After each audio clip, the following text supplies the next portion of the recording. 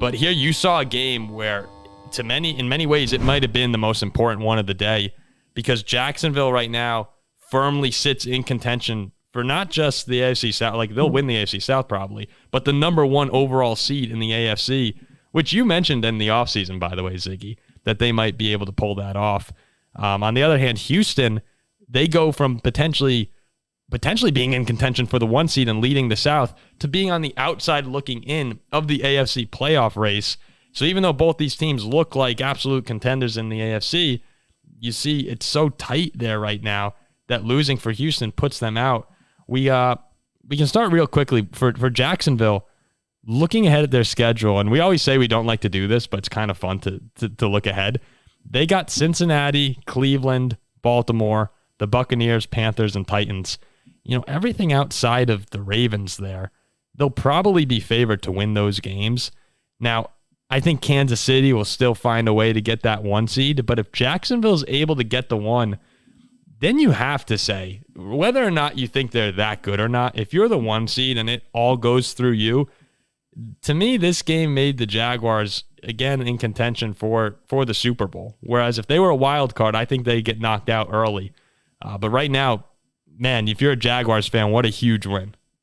No, I mean, this seeding matters a whole lot. Home field matters a whole lot, especially that 1 seed, you get to take the bye.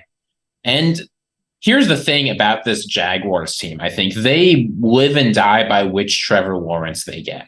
We've sort of seen 2 Trevor Lawrences this season, right? There's a Trevor Lawrence, they'll throw you for 300 plus yards, make the clutch plays, convert and get you the touchdowns. We saw that this game. There's a Trevor Lawrence, they'll throw for 150 and a bunch of interceptions, which we saw against the 49ers.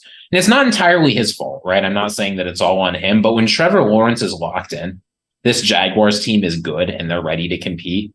And, you know, they've got the skill players around him. They've got a decent enough offensive line. They've got a decent enough defense.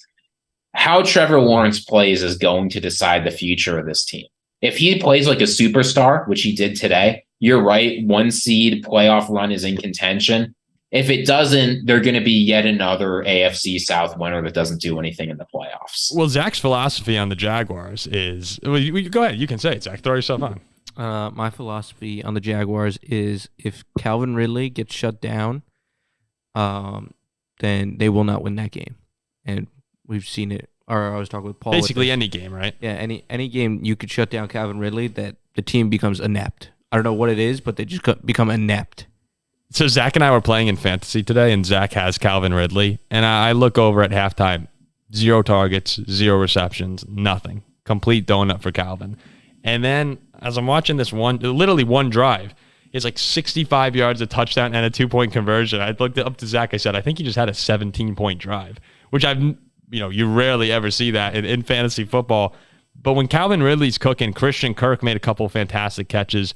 You're right, Ziggy. The skill position players on the Jaguars are pretty underrated compared to what you see in the AFC with the Travis Kelce's and you have I was going to say Keenan Allen because I'm looking at the Chargers score right here. But you still have a lot of great players, Stephon Diggs. Jaguars have some really good weapons, and they're going to be a tough out for anyone going forward.